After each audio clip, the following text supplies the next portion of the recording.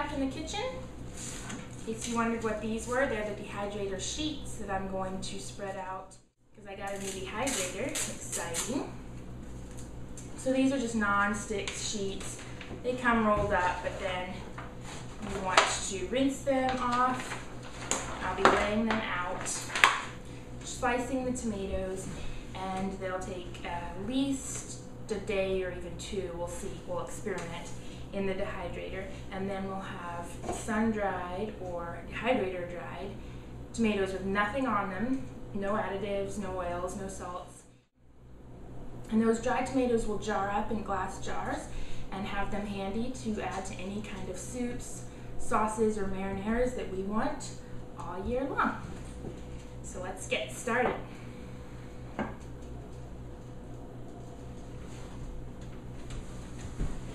So thanks for watching, everyone. This was Novalee Truesdale, and that was me dehydrating tomatoes. So thanks for watching, everyone. This was Novalee Truesdale, and that was me dehydrating tomatoes for you guys. Post any questions below. So the first thing I did when I got in, because these guys are so uber ripe, is I took them out of that original basket I was collecting them in and separated them onto different plates so that their own weight didn't crush each other and make the juices all come out. These would otherwise be known as seconds at farmers markets and stuff because they are on their way out. Like, they need to be used today before they rot, which is why we're gonna dehydrate, a great way to preserve your harvest. So I pull out my built-in wooden cutting board, and let's bring the tomatoes over and get them started. So I have my ceramic knife that I like to use the most because that creates less oxidation when I cut and doesn't cause any metal ion transfer. It also is sharp all the time without needing to be sharpened. So I'm going to go with this one, and then just if a tomato is really soft and I just is getting ripped up by this one, then I'll use my emergency serrated knife that'll get through that flesh. Alright, so I've rinsed these off, and of course you're also going to want to pick these, and of course you're also going to want to pick the green nubbies off. Those are useless. And I'm just going to start slicing these tomatoes.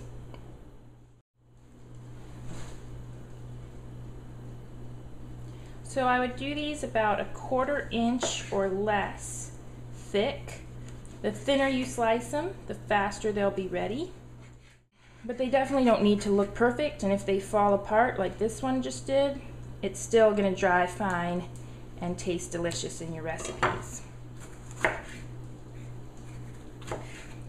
So there you go. Some of these are riper than others.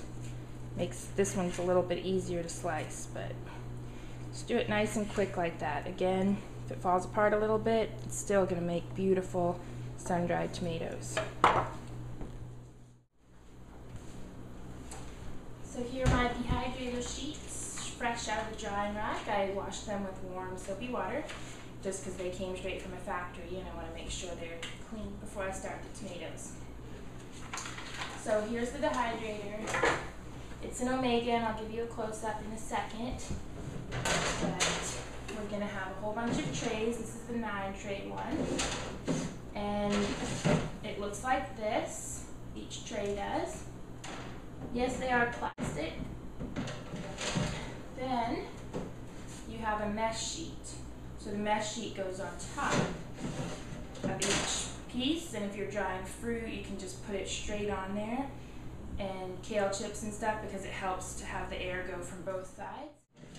If you have something messy that's going to have a lot of liquid, that's when these guys come into play. And we're just going to put this lid down. So if you have something messy that's going to produce a lot of liquid while it's dehydrating, that's when your sheets come into play. And they are the perfect size to fit right on top. And we're going to use these right now because I don't want to get tons of juice in the bottom of my brand new clean dehydrator, and that will mean that they won't dry as quickly, and I'll need to come and flip them over because they're not going to be getting air on one side. But I'll show you all of that, so no worries.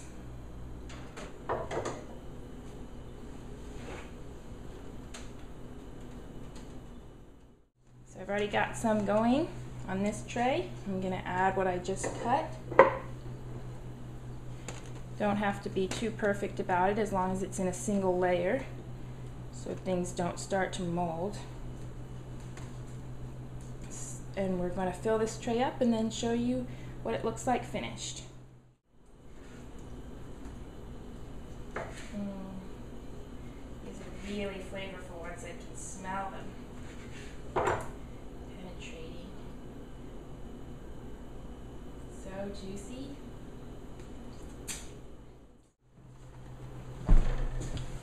Depending on the size of your mini tomatoes, you are only going to need to cut them in half or possibly fourths. But I did switch to the serrated knife, which is working a lot better. So I have a nice pile of multicolored baby heirlooms to add to my tray.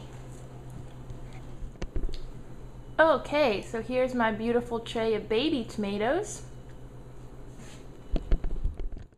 Alright, so I got my whole dehydrator full of tomatoes. I didn't worry too much about making them be in perfect rows. This doesn't need to look like it came out of a gourmet food magazine.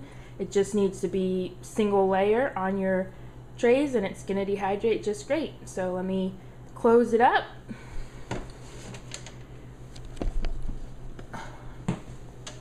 Just like so. This is exciting. My brand new dehydrator, virgin dehydrator. Wow, these are so juicy. I can smell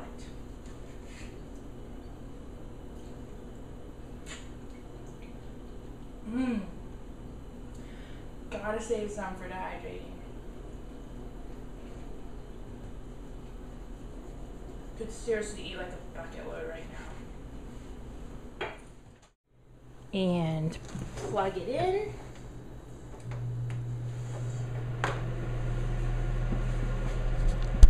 And see what we get tomorrow.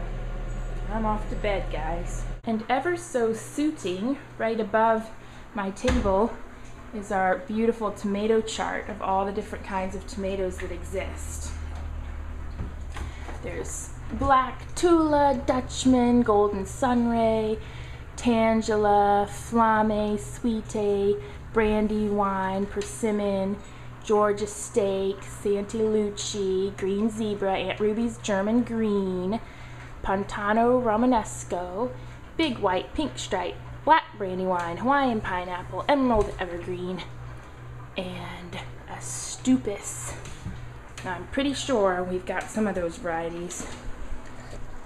And I'm pretty sure we've got some of those varieties right here in front of us.